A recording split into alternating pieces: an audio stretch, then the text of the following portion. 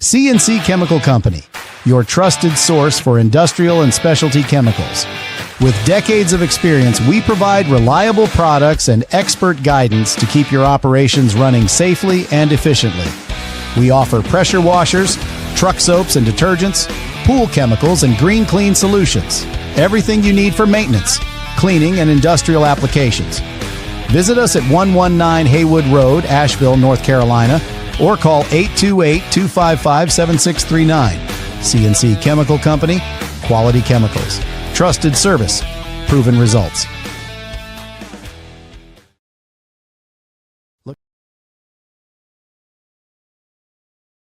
Looking for a reliable trailer you can count on? Visit Trailer Ranch LLC.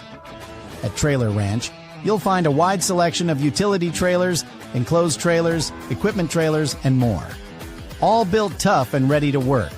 Whether you're hauling equipment, moving materials, or tackling your next big project, Trailer Ranch has the trailer you need. Serving Orangeburg and surrounding communities with dependable trailers and friendly service. Stop by today at 1370 5 Chop Road, Orangeburg, South Carolina.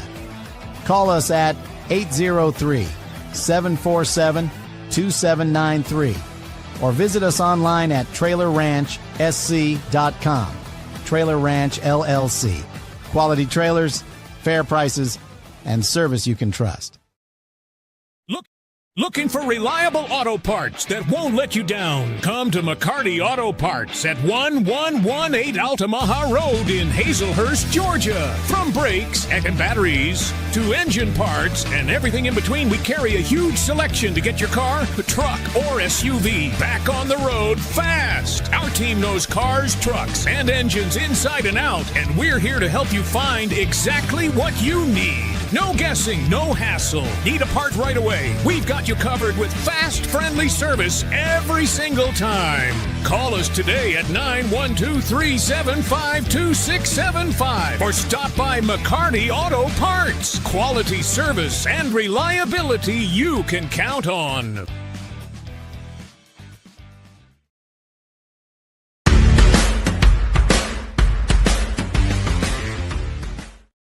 That's going to go in here. 3 chips. I want you to look at it first. Yeah, make sure I'm not cheesing or anything. So, one 5,000, another 5,000, and because of this great truck out, I think all of you showing up right here, there's a $10,000 chip going in here. You're not going to drill that thing. It's too tough right here. So we're going to go in my hat. Yeah, it's 5 or 10, right? So wait a minute. It might be another deal. Tell us what you got, Monty. So Dustin, you have a choice. You can put those 3 chips in the bag. You can both on it. Or you can have us behind door number 1. You can have a guaranteed 7,500 without pulling. So you can either pull a 5, or you're going to pull another 5, or maybe a 10. Or you could have 75 guaranteed. The choice is yours. You remember Monty Hall when you're around it? Let's make a deal? I'm feeling like Monty Hall today. Here you go, 75. Make a choice.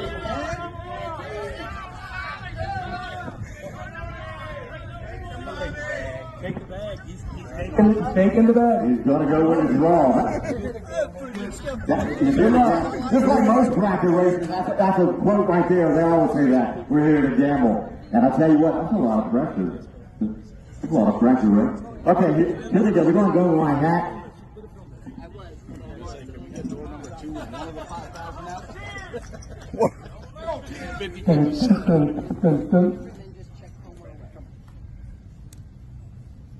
$5,000. 5,000. I tell you what, though, I'm going to be a sport. I'm going to put another 1,000 on top of it. I need this.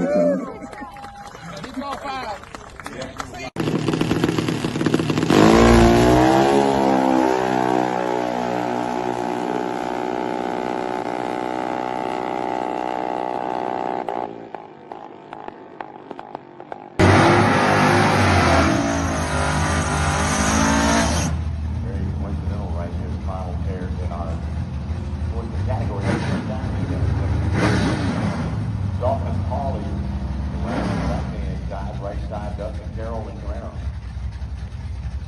760, 760. The final pair to go down the track.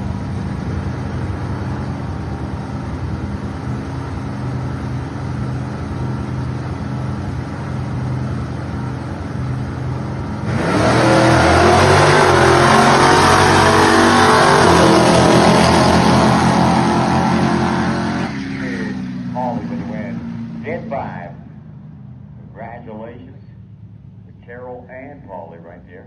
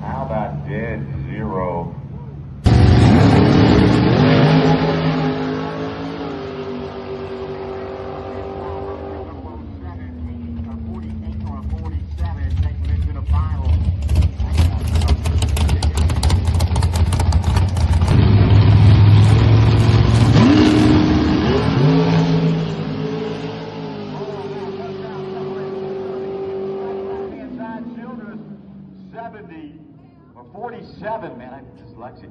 47 on a 46, 020 on a tree. Dotson was 021. The 1 thou difference at the start right there. The margin of victory, 15 thou. So it's going to be Darrell and Paul in.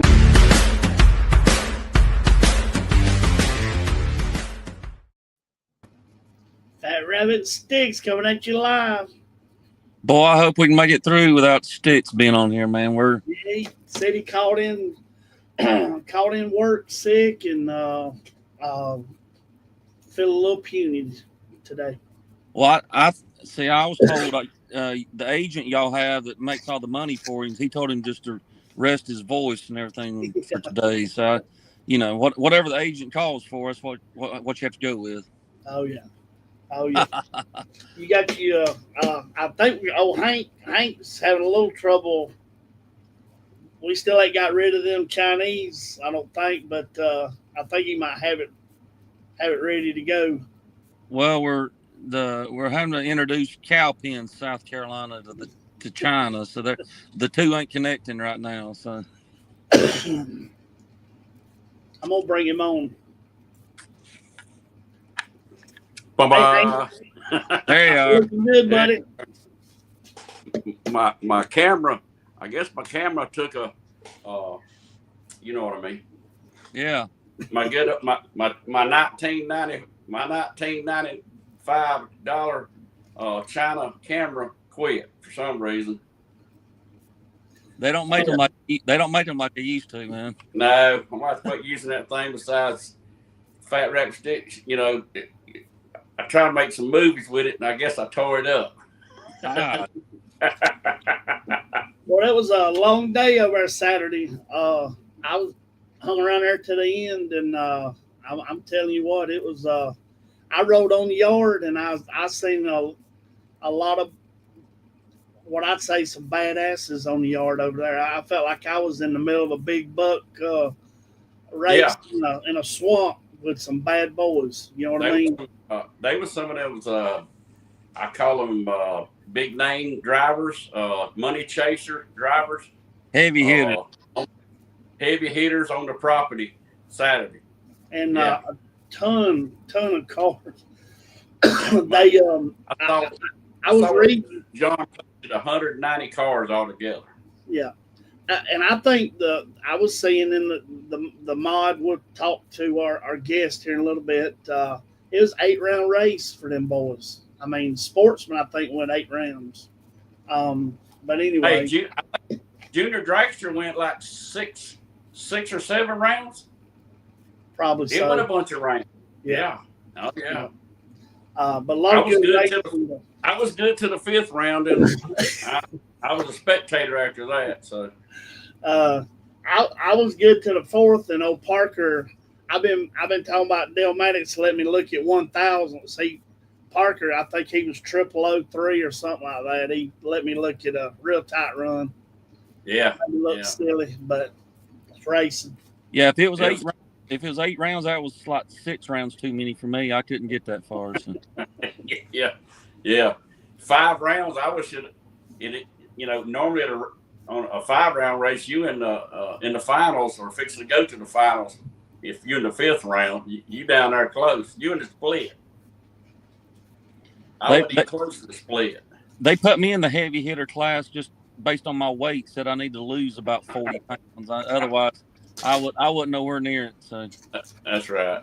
Yeah, it was a good day, man. It was a good day. It was. They didn't get the big draw on the So I was gonna ask y'all, what would y'all done there? Would y'all took the guaranteed 75, or would I'm going 75, and I hate to tell them, but I think Paul Mosley's probably going to get that 7,500 and go ahead and on the next race. But I don't know. I would have probably went with 75 and went with it. I'd have probably went for the guaranteed 7,500. Especially if I was down there pulling the way I pulled chips, I'd have took the 75.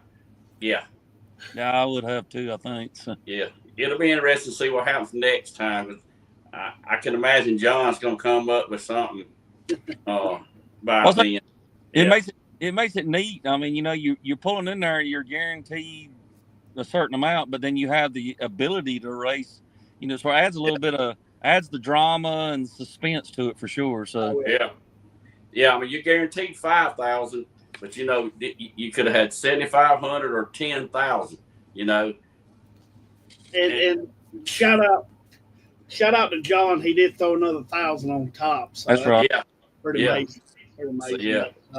Speaking of shout outs, y'all got your shout outs? I do. I'll go first. Y'all know I like to do the birthdays, so I got 2 shout outs from this past Saturday. As they announced there at Union as well. Bristol Maddox, happy birthday to her. And then Brian Butler. And for those who may not know Brian, he's not been racing. I guess he's been racing. I just been seeing him at Union being the starter. And, man, what a job. I think John even talked about it when we had him. I mean, that man is constant.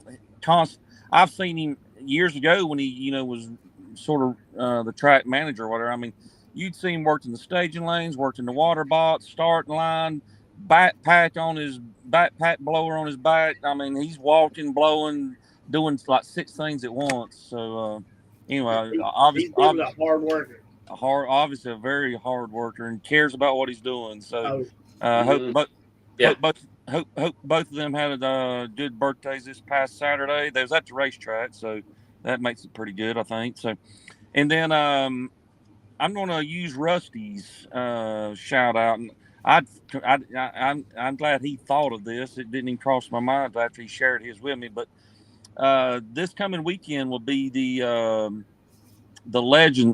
Jerry and Norman's Legends race at Farmington, and they do a Wall of Fame. And not to leave out any of the other ones that's been inducted, but this guy, I mean, I'm glad I can call him a friend, a buddy. I always like picking at him, always like talking with him. So, but Mark Port Jones is being inducted to the Farmington Dragway Wall of Fame, and I mean, if there's anybody in my mind, I mean, there's others, but he's one of the top 4 or 5 for sure.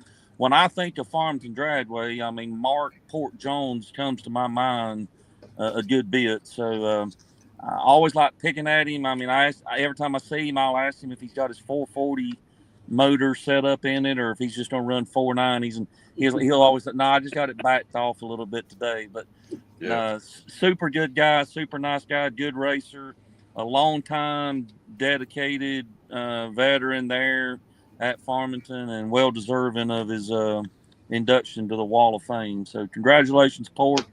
And I might just see you get your induction on Saturday as well. So I can go second. My shout out is Deshaun Wilson, Ricky and Debbie Blackwell's grandson. He won his first big car race at Brainerd Motorsports Park on Saturday. His dad's mom name is Matthew and Jacqueline Wilson.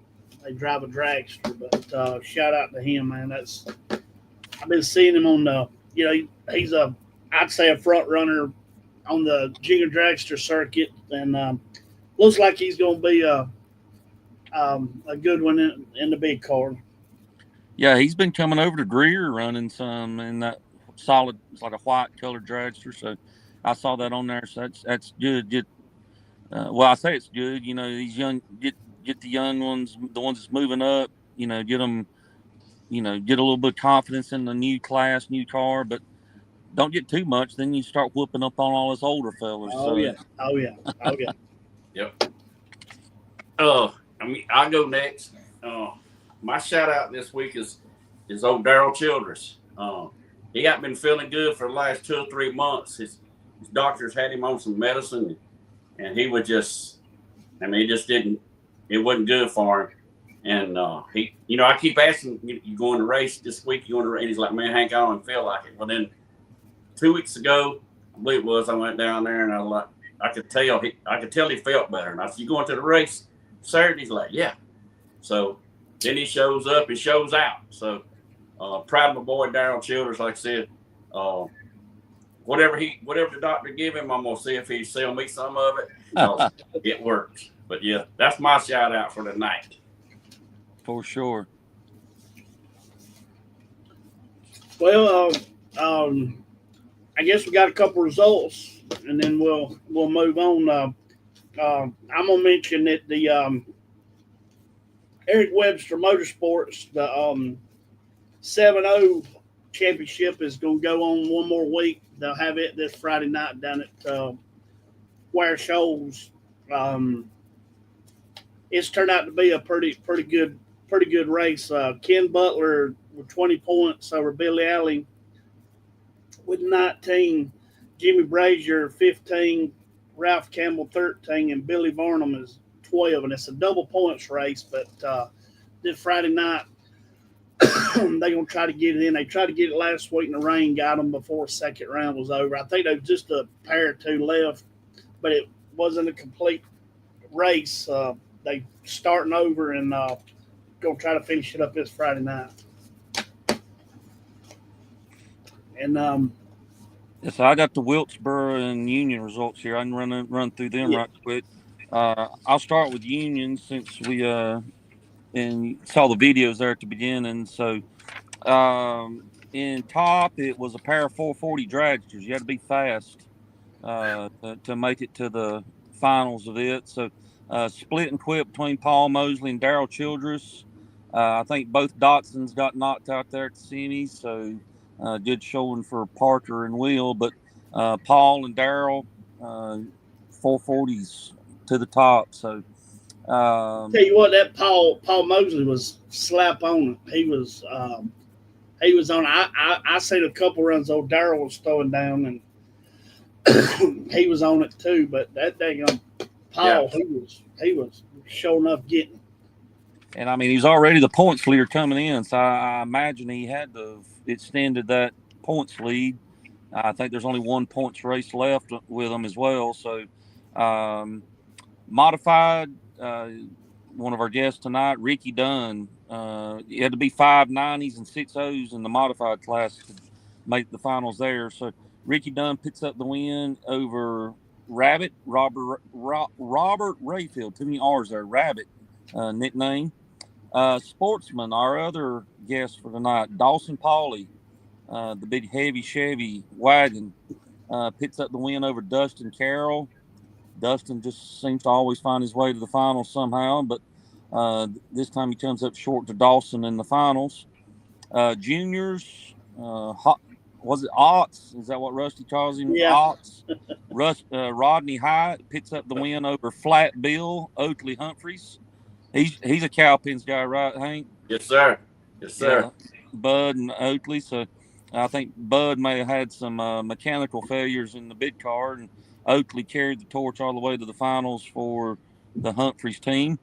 And then they had the Gibbs 470 Outlaws. It was a good group of cars there watching them run. Jonathan Gibbs, Donnie's son, driving my friend James Bunton's old Corvette. Good to see it still out on the track. Jonathan picks up the win over Jared Noel. And I wanted to ask, I should have done some research.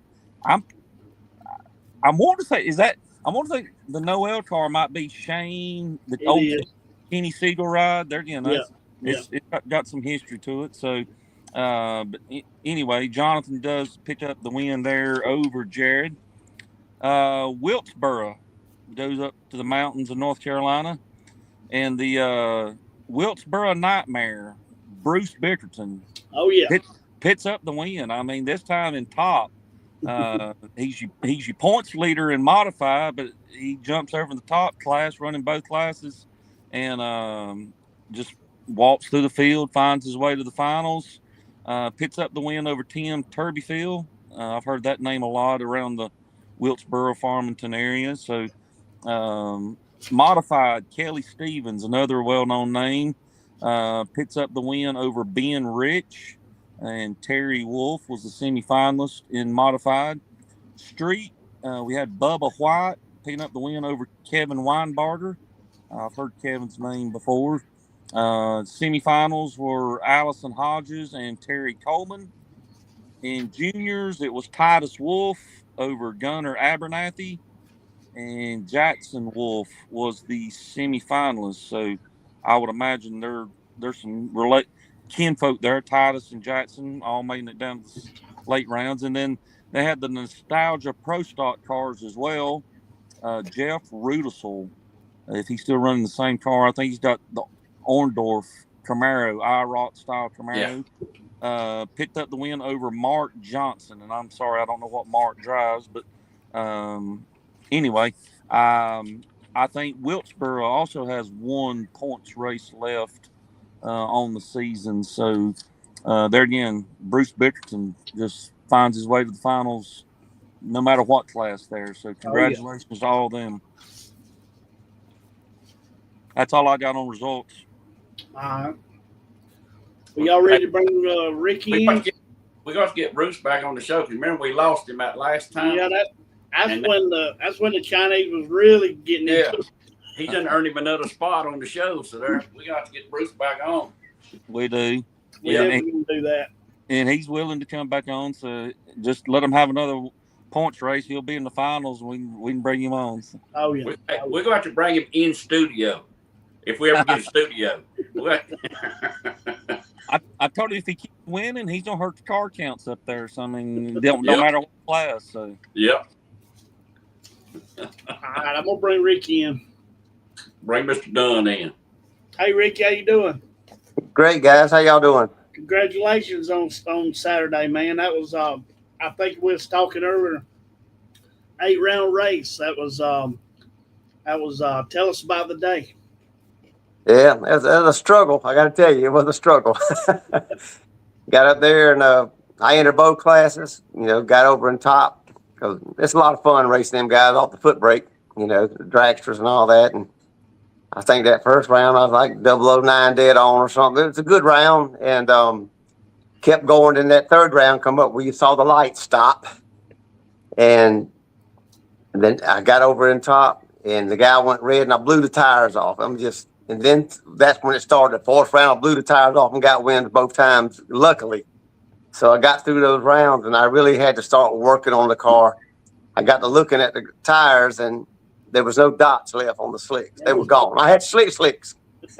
And so I softened it up a little bit and a little air out of the tire, and it started biting enough, to get down the track. And I just had to keep dialing up and stay with it like that. And fortunately, it just worked out. There was a few rounds I probably shouldn't have won, but that's part of the game, I guess.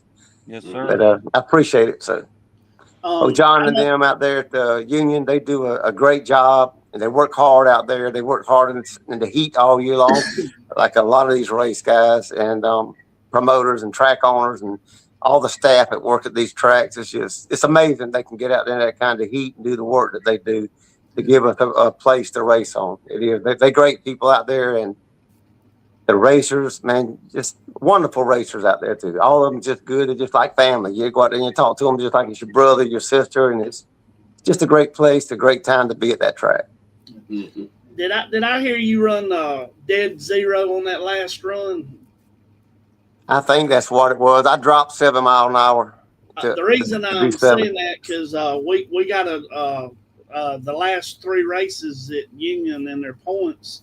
If you run dead zero, win or lose, you send us your ticket, and you'll be eligible for a $150 drawing after the last race. I'm just giving you a heads up on that. I heard it when I was making the thing, and I thought I heard it that night when I was listening to y'all run, and I was just gonna make sure you was aware of it. But I appreciate it. That's pretty cool. I was picking at y'all, I guess, online the other day. I said I was dead zero at Norwalk. I was up there a couple weekends ago. I did. Does that count? And y'all were laughing. But yeah, I think I heard when he went through, I heard him say dead zero because I was telling whoever was standing there with me, I'm like, I need to go tell Tom or tell Ricky. I said, I should have tell Ricky, make sure you get that time slip to Tom. Yeah. Because actually that could be worth, what is it, $150? $150. Yeah, just take a picture. I won't throw it away. That's about a gallon of gas or 2. Yes, sir. Yes, sir. But yeah, and anybody watching, like I said, you got a dead zero lap. Just send it through Messenger or something, and on Facebook, or give it to us at the track, whatever. If you see us, but get it to us, and we'll put you in the. You saying when I say dead zero, it goes to the thousandths mark. If that's what you're talking about. I was 600. I run 600, but I don't know if it was with a zero. I had to look at the ticket if I can find it. Yeah, it was dead zero. I heard it. So yeah. I heard them say it, but I didn't know. I didn't look at the ticket, the fourth number. I just knew I had the 60, and that little wind light come on. So I got pretty excited after that. Hey, I know you run both classes about everywhere you go. Sometimes it all depends. We swapped over to methanol, and that helps a lot because it keeps the car cooler and everything. When I'm on race gas, 110 or something, I probably won't run both classes with one car. Sometimes I'll bring 2 cars. But we're trying to, I'm just telling you, I retired about 1.5 years ago, and we've had 5 race cars to work on, and I work on them every day, from morning to night, and I done got to where I just don't want to do that no more. So we're getting rid of a couple cars. I like to just have 1 car, 2 motors, 2 transmissions in case something breaks, and just be able to race and enjoy it. It's just all that work's just too much. I know. I was telling Tom, I was like, I didn't know. I don't know you personally, or I know who you are, but I started hearing your name would come up a lot when I started going to Union, years ago, and then next thing I know, I heard your name at all the bracket finals, and I'm like, Ricky Dunn, this man. Every time this man, you won a bunch of races, and I'm like, I need to meet this Ricky Dunn because he's pretty popular because they say his name a lot. When you race against people like Chad, you got to stay sharp, man. I have to. Yeah. That cat, man, him race a lot back in the day at Carolina Dragway. A lot. And Chad would just hammer you. You had to stay on it, I tell you, you're talking about 5 race cars. When I would go to Union or Darlington or wherever, I would see Ricky Dunn, but I swear he'd be a different car. And I'm like, I had a few. 2 weeks ago, he's when something. I'm like, I know it's got to be the same Ricky Dunn. It's got to be. So I was like, I remember the Pinto. Didn't you have a Pinto? Yeah, I had a red one, and the white one that I have now. Okay. The white one I got a buddy of mine. he passed away. I bought it for him about a week before he passed away. And I'm real good friends with Buddy Hendricks and Terry Hendricks. Very good people, and we'd raced together for years. And I bought that car, and I didn't have the money to buy it at the time. And another friend of mine who's also passed away. I mean, just great people. Marty Williams. I don't know if y'all knew Marty Williams or not. Oh, yeah. Yeah. Great guy, great family. He gave me the money to go buy that car. I didn't have a nickel. He said, just here's the money, go buy his car, go buy his trailer, pay me back when you can.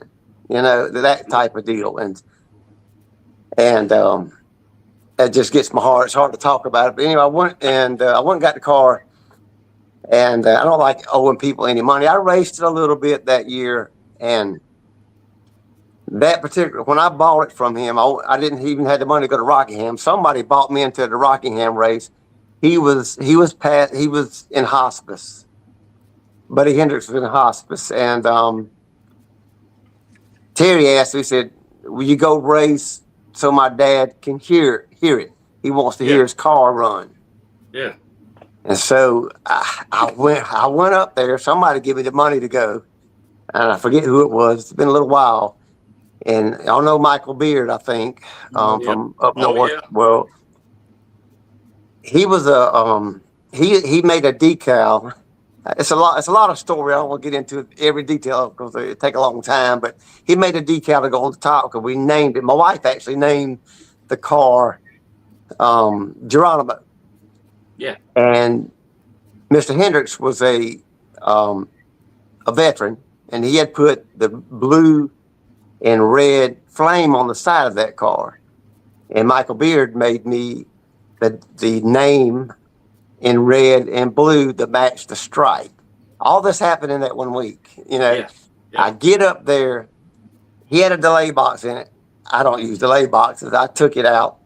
And the car had a lot of high compression for a little 351 Winter in it. And so I got one of these little MFD start retard boxes and put it in the car. And it cranked, fire right up. So, okay. I never set the car, you know. So I got in there. First round, I'm double low dead on. Second round, double low dead. I mean, I'm running 2 classes, top and no box. Every round I was double low. I mean, every single round. I got to the 6th round, and the car wouldn't crank. It wouldn't do nothing. And I didn't know what was going on. And Art LaSalle out of North Carolina, he come over there and said, Ricky, you need to get on up there. They calling for y'all. I said, I can't get it to start. And he said, you got one of them little start retard boxes? And I said, yeah, it's right there. I said, it's brand new. I said, just put it in. He reaches in there with a pair of pliers, clips it, puts the wire together, the car fired right up. He said, you wouldn't believe how many of them things I have taken out of cars. And it was brand new. And so I get up there, I'm double O again in the next round. But when I get I didn't know it at the time, of course. When I get up to half track, the car hits a rev, and the shifter didn't shift. So I reached over there and hit it, and I lost by 1,000 at the stripe. Wow. And come back around, there's what had happened when that thing went bad. It shorted out the wires going to the electric shifter for that car. And so I'm up there the next round. I'm in top and saying, okay, remember the shift. Okay, lights come down, bam, I'm taking off down the track. I knew he wasn't going to get me. I'm thinking about the next round. I heard, I forgot the shift again and lost that round too. But he heard the whole thing. He heard his car run. He was excited, and he passed away that night. So, I mean, that meant a lot to me. Yeah. And the reason I say this, I said, Marty, give me that money. I didn't want to owe nobody anything, so I sold that car to a guy up in Michigan. And he kept it for 7 years. And when I retired, all of a sudden he has it back up for sale. So I bought the car back and brought it back down here, went to Carolina Dragway, and won my first race with that car. So that was pretty good. That's good. So it just, you meet a lot of wonderful people drag racing. I mean, wonderful people. I mean, as long as I've been going to any track, anywhere I've been to, they're some of the most wonderful people you ever meet. They'll give to you, you give back to them. It's just a good community, you know.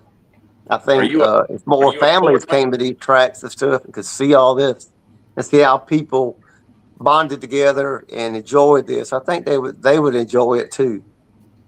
Are you a Ford man, Ricky? All my life, man. Okay. Well, you and Tom are y'all tight then. I can tell you. All right, Tom. Got a lot of respect for you, buddy. I've never really been acquainted. I mean, I think I might have been in your passing at the racetrack before, but I've always kept up Facebook because you are a Ford guy, and I'd see you doing good. And it looks like one thing you ain't afraid of is the travel. I seems like you run at every racetrack around that there is. You know, I've been very fortunate to get to do that. You'll see from Carolina, Union, just like you went to Norwalk. But I think I've seen you down Orangeburg and different places. Maybe I seems like I see you in a lot of different places. I don't know. Well, Orangeburg's only 40 minutes from my house. So that's home track for you, I guess. Yes, it is. I've won 2 championships at that track over the years, so it's been a good track. So. What is your hometown, Ricky? I live in Casey, South Carolina. Okay. It's right by the airport. You know where the Columbia Airport is? Yeah. I live a mile from there. And it's spelled like Cayce or something like that. That's right? it. Yeah. That's it. Okay. Yeah, we started off pretty good year with that car that I won with Saturday. We had a 572 motor in it. My friend actually bought that motor. I took him to Alabama because I had bought that car from another guy who had passed away. I keep buying all these people that's gone. But I bought that car up above Shady Side. And I didn't know anything about the motor that was in it. And we won the championship with that car and took it there. And the day before the main event, the motor blew up in the car. No Buck let me drive his car. And he had a sportsman car, and it was slow. I was trying to hit the tree, and I think the first 3 guys red lit against me. I mean, they helped me practice, and I think the 5th round I finally hit the tree good, and I went down there and gave it back at the stripe, But we started running big blocks is what I was going to bring up, and I won the first 2 races. I went to Orangeburg, then we went to Alabama and got in that big race there, and I won that race. And come back and went to another points race, and something started happening with the motor, and so it's out now, getting repaired. And I don't know if y'all know Phil Combs. He's pretty popular. He's won lots of races. I bought a motor from him. He had a 536 big block. He's a Chevy guy, and he'd bought a Mustang with a big block Ford in it. So I went and bought the motor from him. And I tell you what, that's a good car. That's a good motor. I had it in the Pinto, and I couldn't do anything with that Pinto. I just couldn't foot brake it. It's a tube chassis car. I mean, I'd get good with it every now and then. It wasn't consistent. But the car I'm in now, it's probably Chad, you remember that old convertible I had with no top? Yeah, I do. Me and that car, was like that. Yeah. I could kill the tree with that thing a lot. And that now this car is the same way. We took the 536 out and went ahead and put it in what I call Pegasus, the Power Master car. Because them folks have been good to me. They're not a sponsor, but they just good people. If you ever need something, you can call them people and they'll get around the line. They'll help you with any problem you got electrical. Where it's starters or it's alternator or whatever. They've been very good people. It's just something to think about if anybody ever has them kind of problems. You can get them guys, Ed Law or John, a call up there, and they'll help you with anything. But we got that 536 motor in this car, and it's just been deadly. It's been really good, except for the tires going bad. That's my fault. It's not staying up on them things, but I got a brand new set today. I haven't put them on, but tomorrow they'll be on the car, and hopefully I'll be able to go out there and do a little more racing. So, but I gotta give a shout out to somebody if y'all don't mind. Newton Walker, he's my racing partner. I had quit racing a few years back. I sold everything I had, didn't have nothing. I said, it's just time for me to get out of it.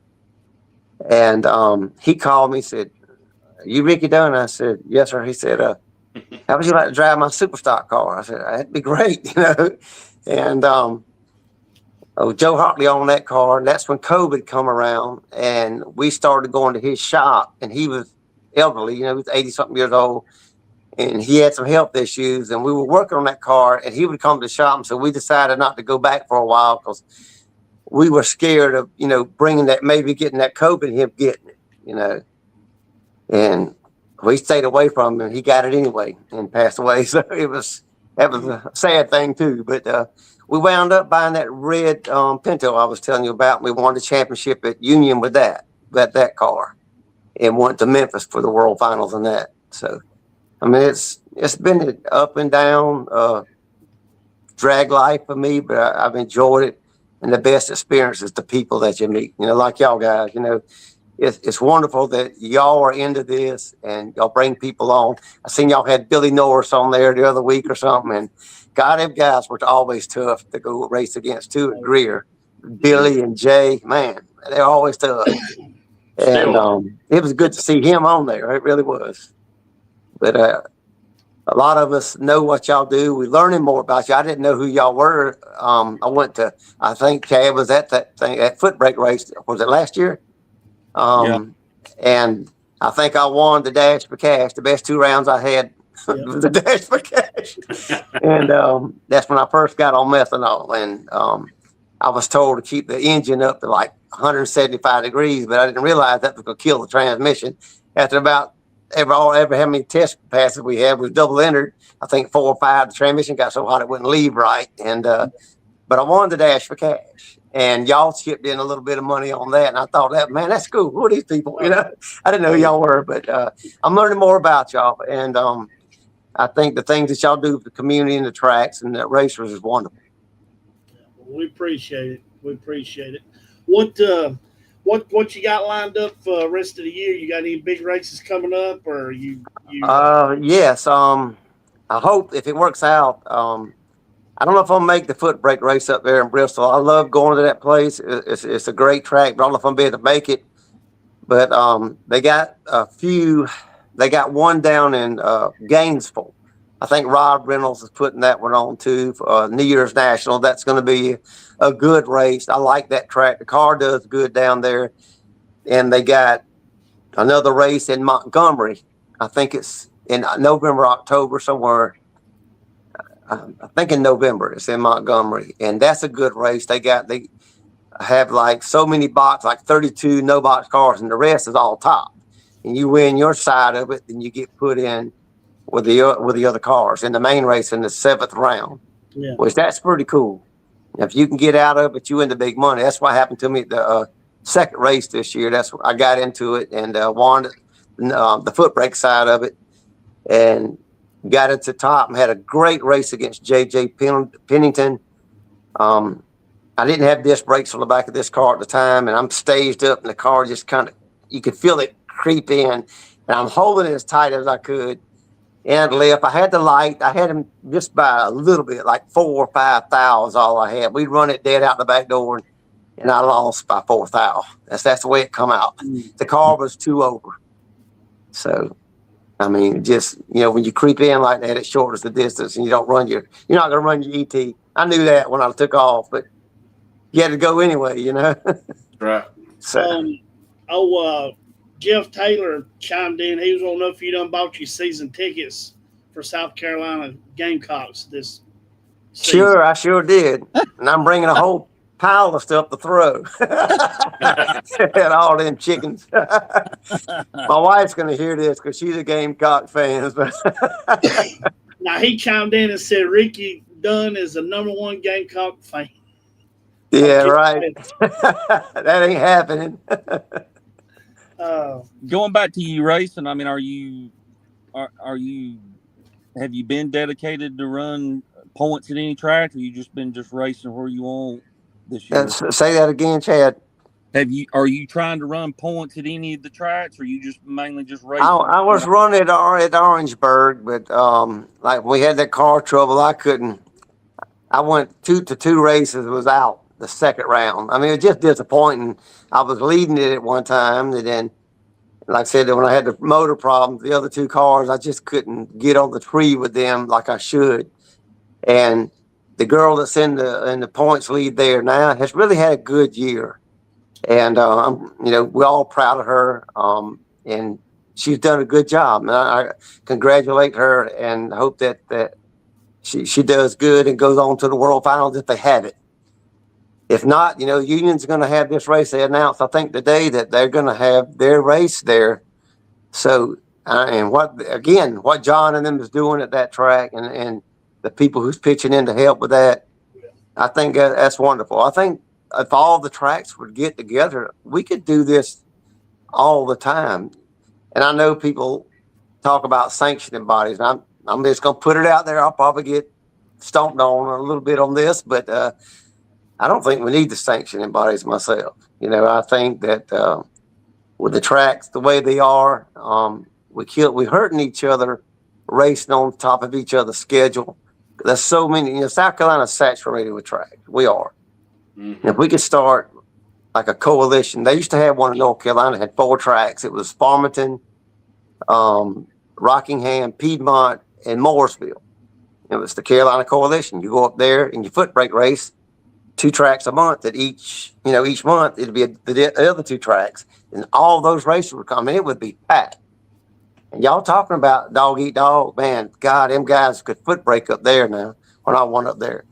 And, people like Chris Plott hold about 10 numbers, go down there and stop dead and be dead on, And there was just so many of them, and the Alfords and Tim Davis and all them guys. There were just so many good racers up there, and they would teach you to foot brake race. If you wasn't 20 or better, there was no need to even go up there and expect to win. I kept getting my teeth knocked in so many times, and I finally got where I could be competitive with them, and that helped a lot. But that's what I'm saying is these tracks will get together like Carolina and Orangeburg and Darlington and even Union. Say, let's form a coalition, have a point system. Let all these racers that go to all these tracks say, okay, we're going to go to Orangeburg this week, and 2 weeks from now we'll go again. That's 1 month. The next 2 tracks they're getting all the racers instead of just a few of them every month. So the tracks should be happy. They're going to bring in revenue. They're going to be able to pay a pretty good purse, and the racers are going to be happy because it's going to be competitive. There's probably good payouts and things like that. I mean, it's just something to look at. Yeah. Right. Well, I mean, just like this Saturday, they wasn't. I think Union was probably, I ain't gonna say the only place, but in South Carolina, in our area, and look at the car count, Oh, it was wonderful. It was great. It was probably 100. I know he said it had 190, but I don't know how many 470s have. He still had to have 160 to 170 cars. You could have that at every track if you do what, like you said, if they would just get together and come up with something. Yeah, just do rotation races and have a point system for those tracks. Now they had back then they had, I forget the guy's name, but they had Torco Fuel was sponsoring. You'd probably a sponsor would help too. If you could. Oh yeah. If you could have one good sponsor to come in and do that. Right. But, that's just like Larry Wright used to say. You got to get out. You got to get out and beat the bushes. That's right. Sponsors, they ain't gonna call you. You got to go hunt them. That's right. Yeah.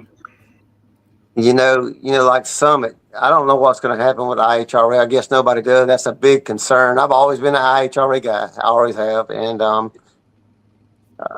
I'd like to see them succeed, but it's just kind of, it's up in the air. We just don't know what's going to happen. And maybe since Summit, I hope not, but if they say they was to go under, maybe get Summit equipment to come and sponsor a coalition race.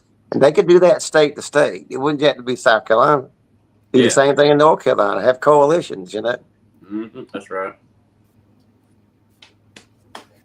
Well, man, I appreciate you being on here with us tonight. And I'm sure we'll be talking about you and race results in the near future. But I appreciate and way to go. And you're making the Blue Oval boys proud. That's all I got to say. Well, I appreciate y'all having me on the show. I really do. And y'all keep it up, guys, because y'all a big part of our racing. Y'all gonna put it out there, and more people's gonna see it, and I think it's gonna be a good thing. And thank you very much. Yes, sir. Thank you, Take care, Chad. We'll see you around, buddy. Good job, Ricky. I'll see you. All right, thank you, man. That was pretty good. Looks like Ortez is looking for you, I saw that. calling you out. Hey, I should have give him the shout out because you know that rascal was in every class down there Saturday. Really? He ran every class except junior dragster, and I know he even contributed to one of the racers Saturday in the buyback. So yeah, if they was every time I look, Ortiz going down the racetrack. Ortiz, yeah, just come on around there when I get ready to make my practice run, and I'll show you what old man he still got it, buddy. So be careful what you ask for.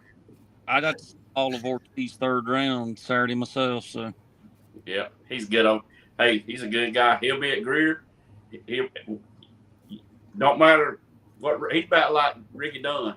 He liable to show up anywhere. Oh yeah, he'd go. He don't where and when. Let's go.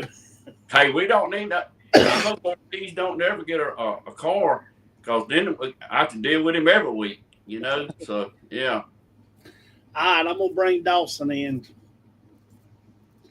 Hey, buddy, how you doing? Hello, gentlemen. Please hold your applause. Thank you. Thank you. Are you still up? I'm still up. I'm still here. Thank you. Got oranges left? Do what? Got any oranges left? No, I ate them all, actually. I go to the grocery store. There's nothing to eat around here. I hate that you guys already talked about Joaquin because I was going to bring up the fact that I was behind Chad when he got chicken winged third round. That was priceless. That was awesome. I was watching that with bated breath from the water box. I was like, come on, Chad, you got this. And then he got chicken winged by a motorcycle. I was like, ooh, that's not the lizard I thought I knew.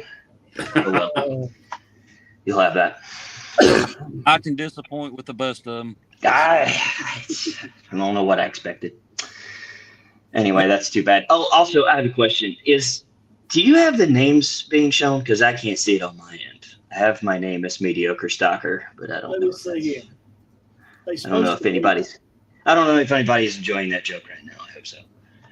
Well, I was gonna say I was gonna call you the half of drag racing. I mean, we do 7 flat index, we do 6 flat index, 630 index, 990 super gas, 1090 super street. I saw you chimed in. You won some index class at Rockingham, a couple of them a few weeks ago. I mean, you do NHRA stock. What am I leaving out here? I mean, yeah. Well, let's see. Well, I do a little 570 on small tires. I do 630 on small tires, 6 flat and 7 flat on big tires. Anytime I go quarter mile racing, I'm on big tires. That's 1090, 990. I also bracket race my Mazda and any other index class I can find. That Rockingham was 10 flat and 1150 quarter mile. Then I have my station wagon that I run in Sportsman and foot brake and also stock eliminator. So I have a stack of logbooks like this. I mean, you guys wouldn't. That's just this year. I mean, I set my cars up, both of them, so that if there is a race happening within a 200-mile radius of me, I can go participate in some form or fashion. Whether it's index or bracket racing or foot feeding something, I'm going to the racetrack come hell or high water, and I'm going to enjoy myself, no matter what it is. You enjoy the challenge of having to run these different things, bottom bulb, top bulb, pro tree, or do you get bored and want to go do something different? Yeah, it's funny that you say that. I think that my late great grandfather, Larry Pauly, he was the king of not leaving something alone.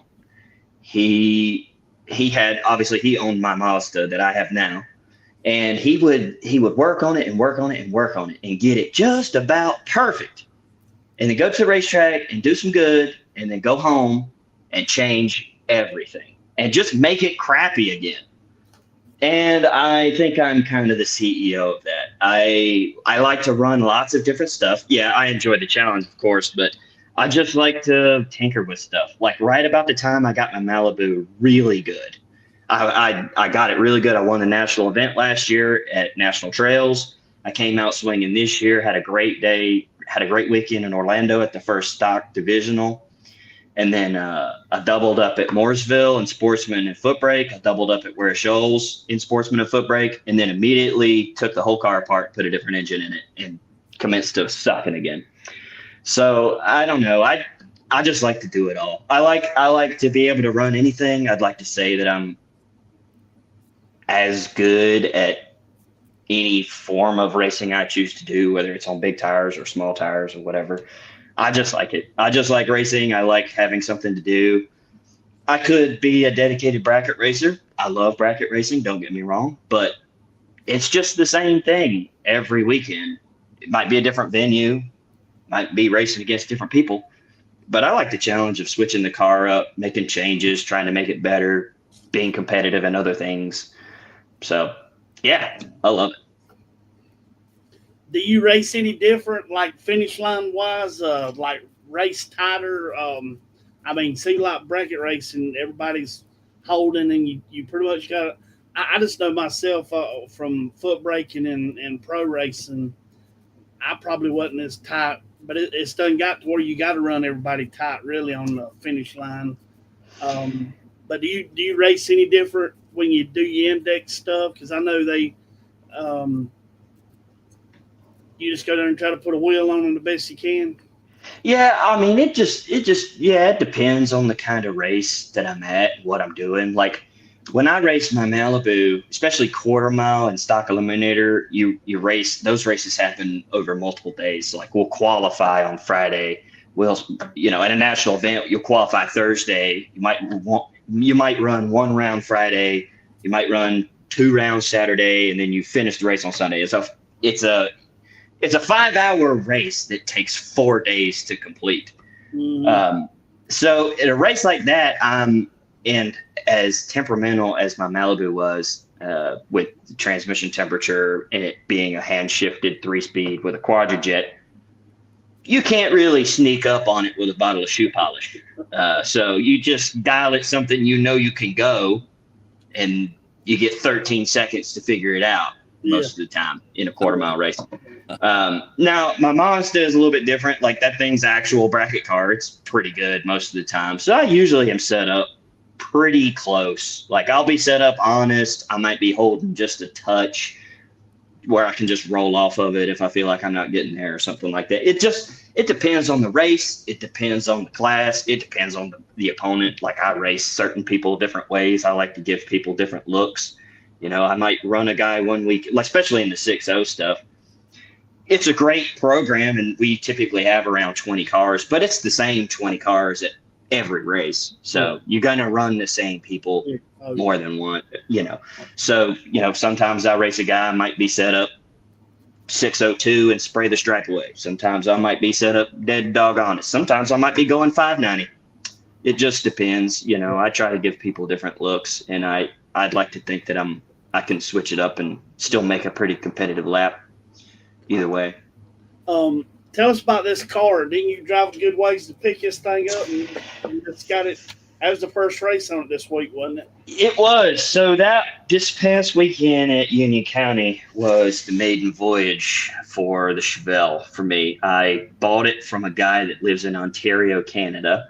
It came up. I'm a member of a couple super stock classified groups on Facebook, and then I also look at the classifieds on classracer.com, a forum, because I'm 26 years old, but I still read forums like every 70-year-old man.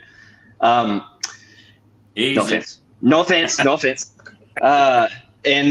came up in my Facebook feed, and I just fell in love with the car. I was like, man, that is like everything I've ever wanted. I was like, it's huge, it's heavy. It's got class. It's got style. I checked the Class Racer info data on it. It's got a lot of different options for engine packages as far as stock eliminator is concerned, which I like. The Malibu was pretty limited. You could really only run a 305 and a 350, and it only came with one version of each. The Chevelle kind of has, the world is your oyster as far as engine combinations is concerned. So that's pretty sick. And I thought the car was really cool. So, I got in touch with the guy, decided to buy it. He met me. As a matter of fact, he met me in Columbus, Ohio. He brought it down from Canada. I drove up to Columbus while the IHRA national event was going on at National Trail. So I pull in the gate and I'm like, hey, I'm just here to buy a car. Like, I don't want to. I was like, your race is cool, but I don't really want to pay to get in here. I was like, can I just pull in and load this car up and leave? They were like, yeah, that's fine. So I bought the car turnkey in Columbus and then drove. It's 8 hours there, 8 hours back. I did it all in one day. I did that back in like late May, I think, whenever that national event was. And it's been sitting in the garage for 3 months while I worked on my Malibu. I swapped engines out to try to sell the car. I was trying to sell the Malibu turnkey. A guy actually just picked it up today. It is sold. I no longer have it. So I kind of spent all my time and energy and any loose change I could find in my couch on my Malibu. So it just kind of sat collecting dust. I had to chase a bunch of spider webs out of it just to take it to the racetrack this past Saturday. So yeah, I'd driven it around the block. That was about it. And I loaded it up in the trailer and thought, what could happen? I'm just going to go shake it down. If we find somebody I can beat, that's cool. If I can't, then, at least I will have driven it a little. Ended up winning, getting the sixth round in foot brake, down to 5 cars and 1 sportsman. So it's a pretty awesome day. For going to shake the car down, I expected to I was like, well, I'm guaranteed at least 2 hits because I'm going double enter. Like, I'm guaranteed at least 2 time shots. I could buy back twice, 1 in each class. I was like, I'm guaranteed at least 4 hits. Like, that's pretty good. And I ended up making 15. So yeah, I couldn't ask for a better day. It's pretty sick.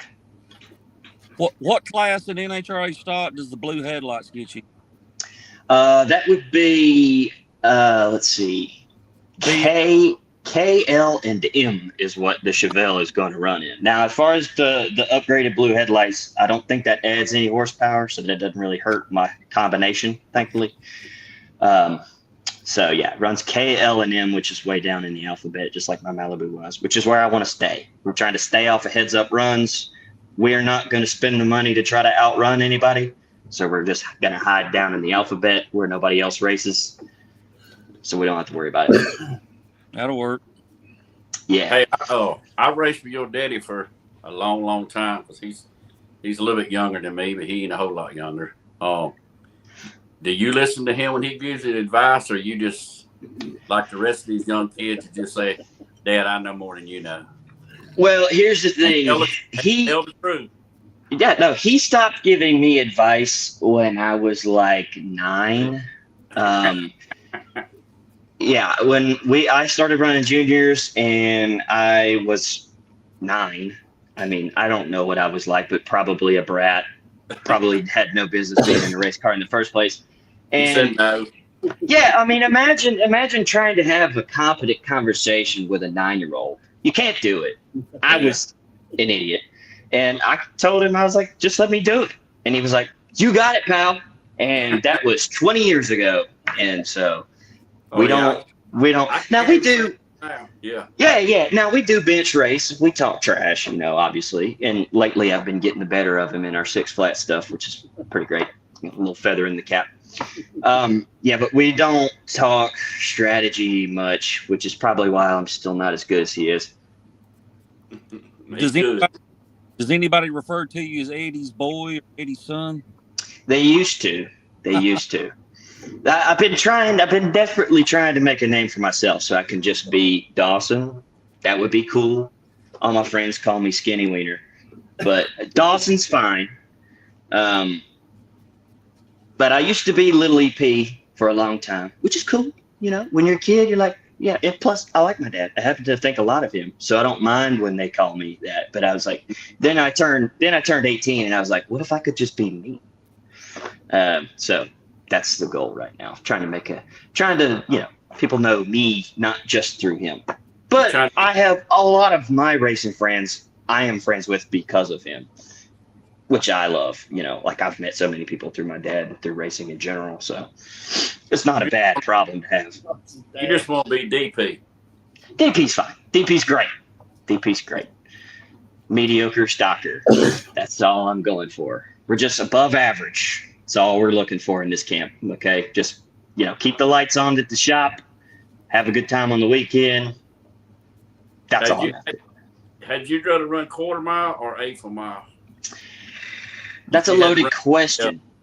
Yeah, that's a loaded question because that's a hot topic that goes on the forums all the time. There's all the old guys that are like eighth mile racing, ain't racing. But when you grow up in the Carolinas, where virtually almost every racetrack is either exclusively eighth mile or exclusively runs eighth mile, you kind of have to be married to it at this point. So, I've grown to love it, but I do absolutely love to make the full pull in my stocker. I love it. It's a lot of fun. Now, granted, I don't really drive fast stuff, so I get to enjoy it for longer than pretty much anybody, I dialed 1280 in my Malibu.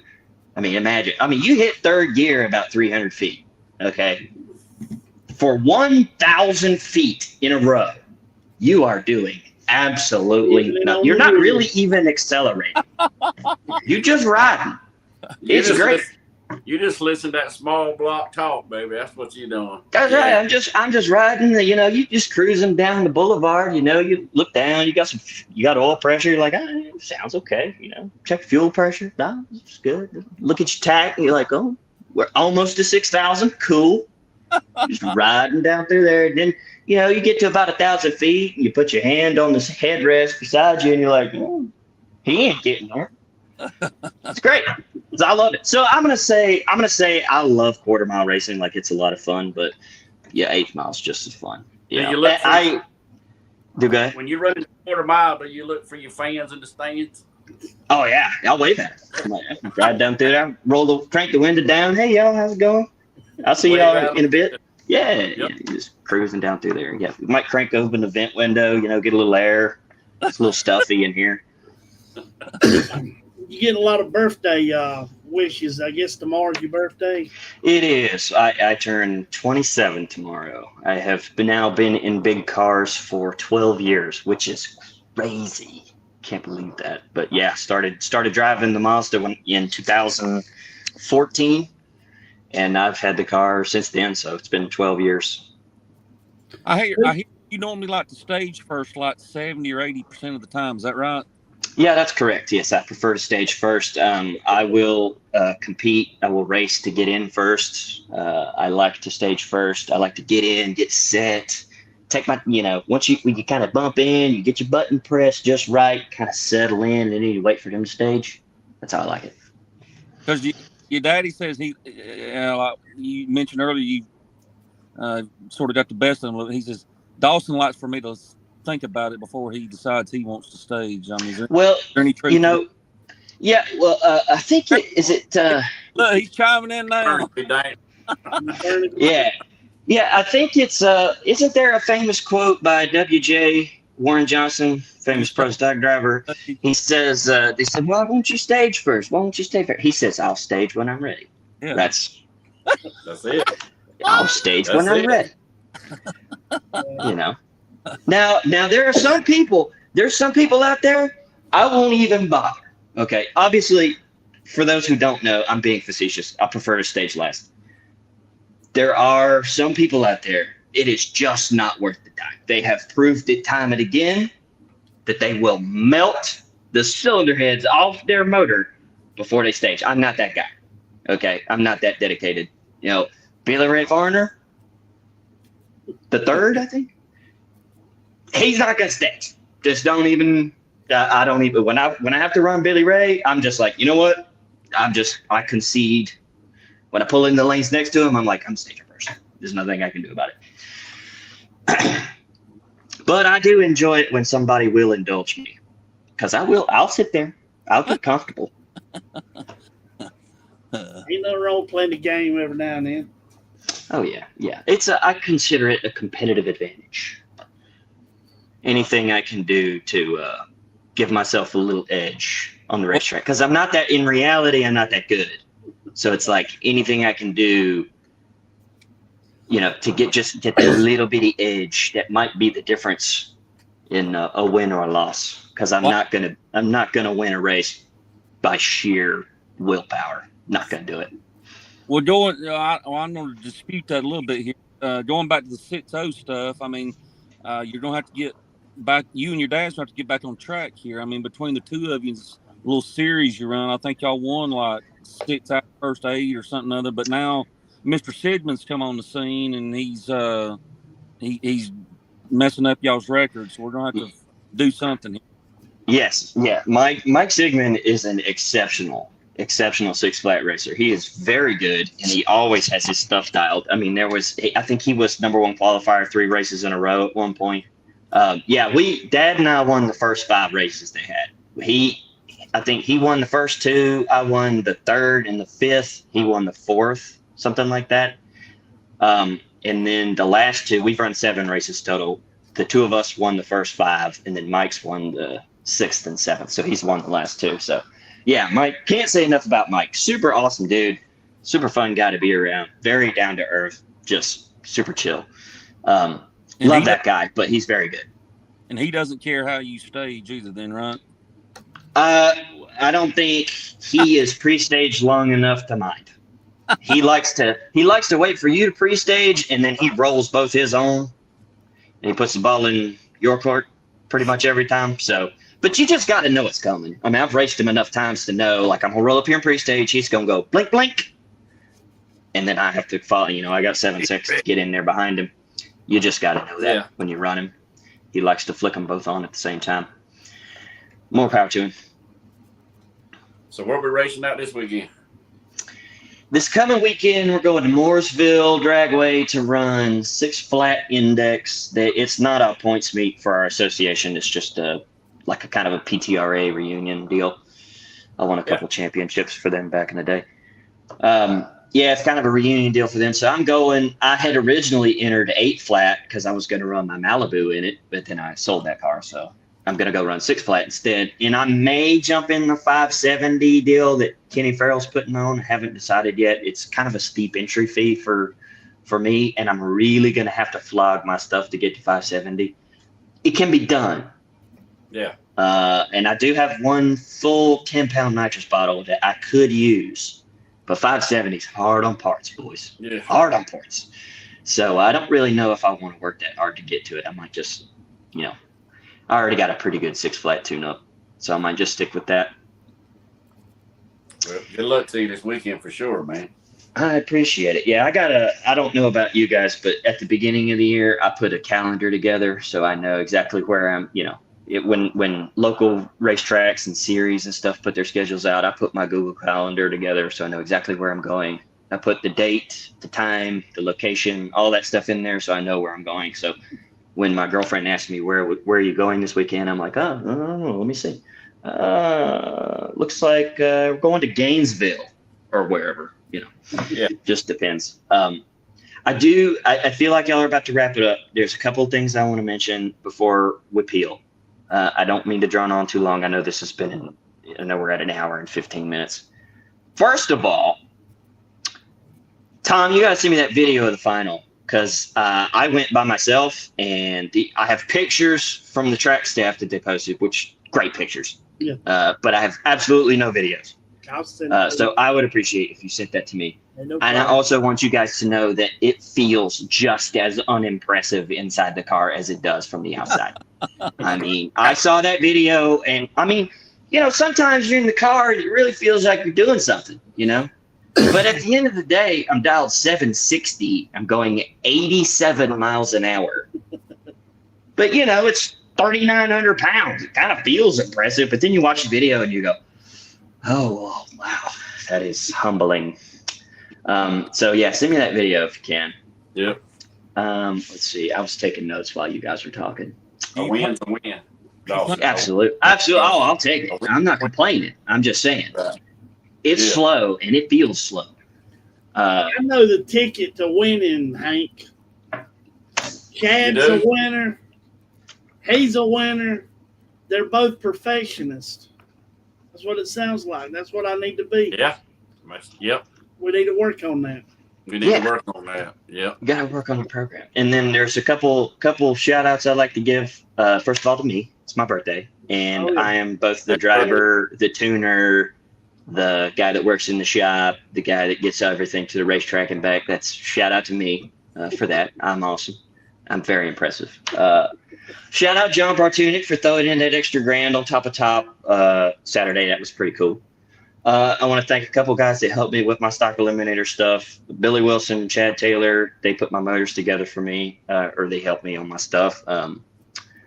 Mark Lewis, Scott Lamar, Tim Stickles, everybody. I got a lot of help. Okay. This is a long list. I got a lot of people that help me because I don't know what I'm doing. Especially, either any of you guys know how to tune a quadrijet?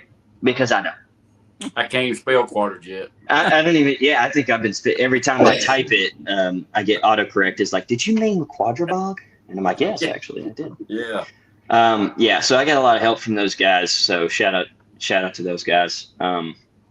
Yeah, it's a pretty big effort on. I have a lot of friends in my corner. Oh, also Darren Poole Adams. The tires, those I've never in my life run a set of Goodyears. But he gave me a set of tires off of one of his Copo Camaros that they only put like 40 runs on them and then they take them off. And I'm like, I'm going to get 200 out of them. So he gives them to me. I put them on my Chevelle. They work like a charm. Shout out Darren Poole Adams. Appreciate him. Yeah, it takes a village. It takes a village, fellas. Do you plan on running the wagon in stock before the end of the year? I mean, as the NHRA stuff comes back around? I would like to. I know that, I bought the car, I drove to Columbus and back and bought it. But when I bought it, it had an IHRA crate motor combination in it. So it was running in K crate motor in IHRA. Well, NHRA doesn't recognize any of those classes. So the car is not currently stock legal. Okay. So I made a deal with the guy that I bought the car from to buy the stock legal engine that was in it. I had to meet him in Nashville, Tennessee. That was the day after I won at Rockingham, by the way. I left the racetrack at midnight at Rockingham. I drove 2.5 hours back home. I slept for about 3 hours. I got up, I drove to Nashville, picked up the engine, and drove back. That was the long weekend. But yeah, so the goal is that engine, I just got word from Chad Taylor. It's done. It's put together. I need to go pick it up and install it. So I don't know if I'm going to make it to any more NHRA races in stock. I'm currently entered at Rockingham in Super Gas for the national event. So I may sneak off and go run that. I may withdraw and just do something else. I haven't decided. But I like to keep my options open. So I went ahead and entered because it's full. But yes, the goal obviously is to run stock eliminator.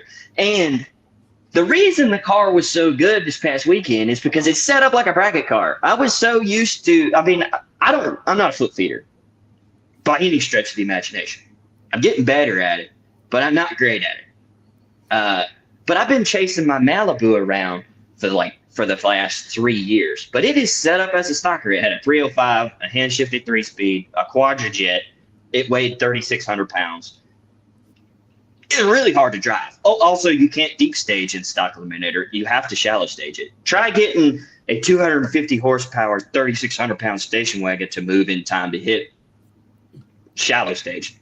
It's miserable and incredibly difficult. But yeah, I drove the Chevelle with a crate motor and a 4-barrel and an auto 1.2 gear valve body. It was amazing. It was so consistent. I was like, what a breath of fresh air. Is this what it's like? Is this what everybody else is driving in foot brake? This is amazing. Oh. What a nice change of pace. Well, congrats on you. Pay the shop power bill now. Yeah, I know. I have to pay the guy that cuts our grass. So that's my contribution.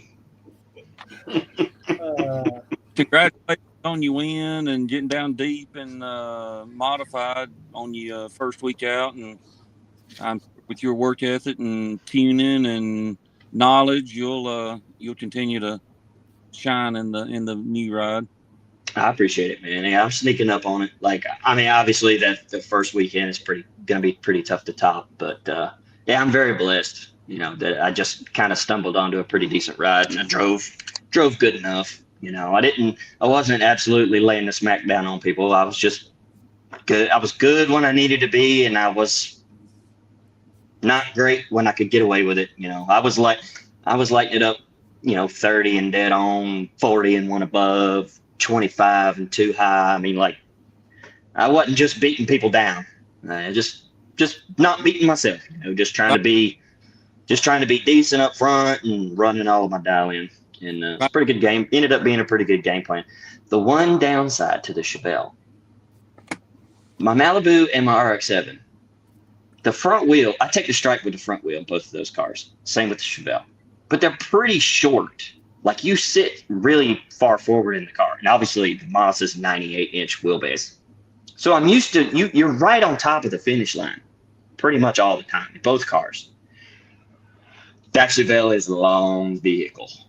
I cornfielded a couple people on accident, and that's what got me beat in foot brake. I had my man covered up front. I had him 24th out at the tree, and I thought I had absolutely sawed him off to nothing at 5 cars. I get my time, so if I take 25, it lose a double brake out by 1 thou. So I got to get used to that. Front end's a little bit further out in front of me now. It's going to take some getting used to. You get it figured out. It'll work. Yeah. That'll work. Yeah. Gonna take some practice. But I appreciate y'all having me on, boys. It's been an honor. Thank you. I enjoy your show. Thanks so much. Thanks for your time, buddy. Maybe we'll get your daddy on here one day. How about your mama instead? Shout out Mama D. Shout out Mama D. Shout out Mama D. She keeps us straight.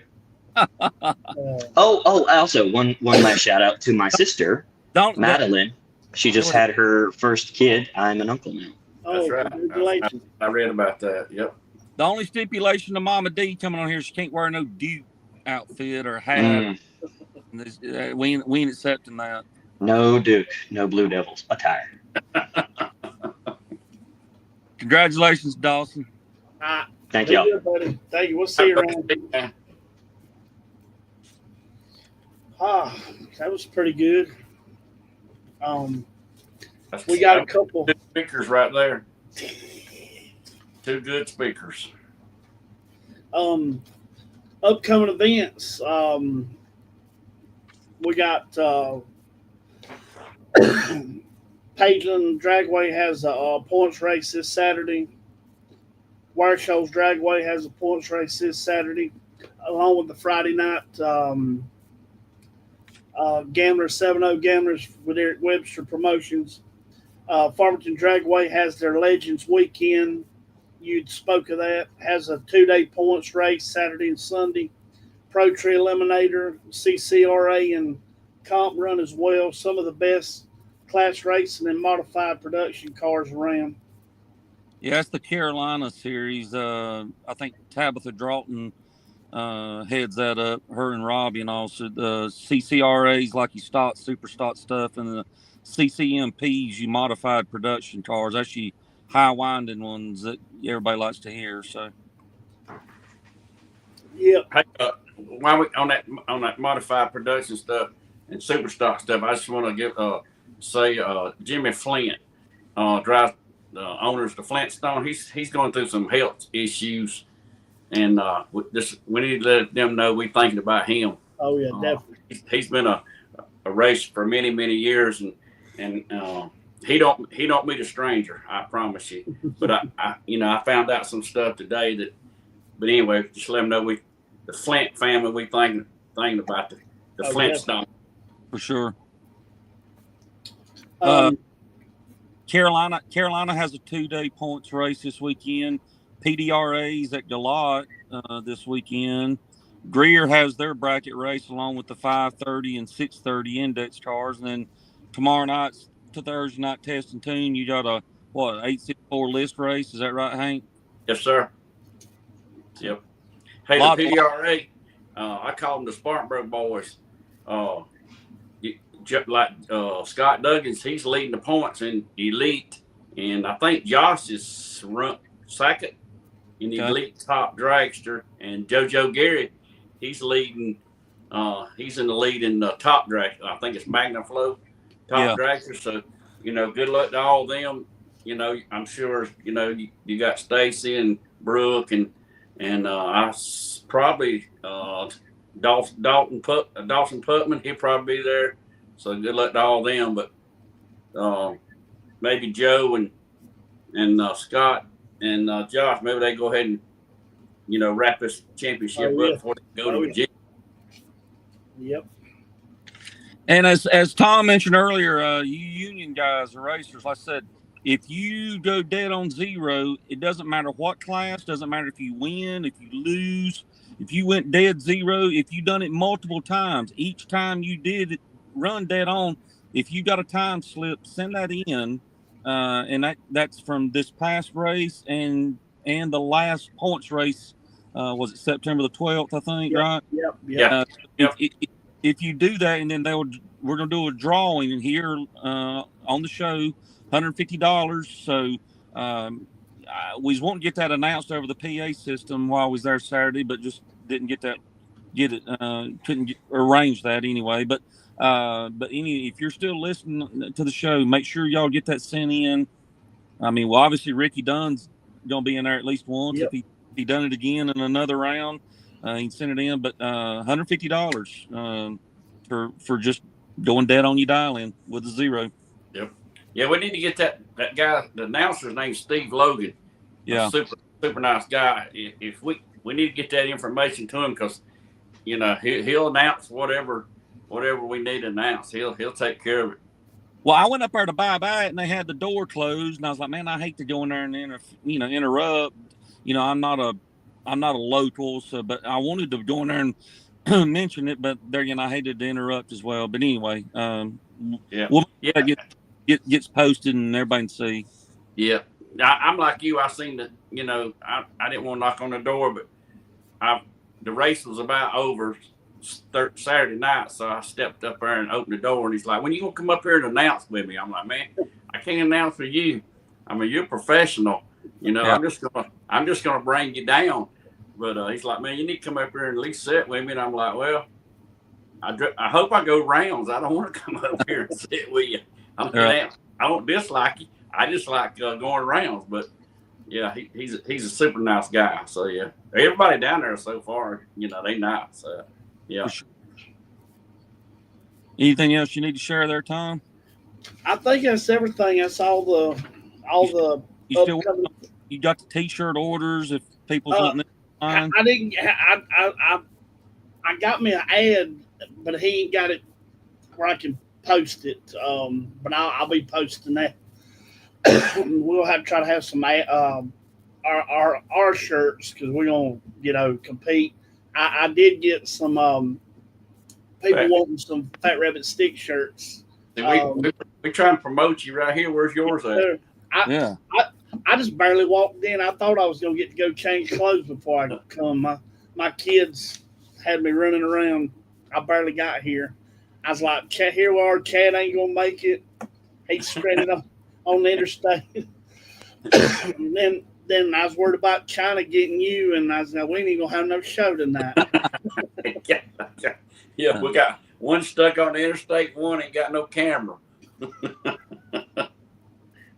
But we made it. We made it. Look, we was able to make it without Sticks being here. I hope he does get to feeling better, y'all. Yep. That's the reason he couldn't be on tonight. So little sickness bug going around. But if we lost any viewers because Rusty wasn't on here, we'll hope to have him on next week. Yeah. I apologize for having to take his place. Yeah, Tanya, you take care of that, and we'll try to get word to him too. But she said she'll make sure he announces that dead on deal for us. Sounds good. What do you need? All we need is a microphone and opportunity, and I guess until next week, let me get rid of that. Next week, we'll see y'all. Hey, I appreciate you letting me be on tonight. I hate Sticks couldn't make it, but hey, you reach down there in the what you call it, the bullpen, and you pull one out. Here he is. Just got on our side too. All right, guys. We'll see y'all. All right. See you. Thank you. Thank you.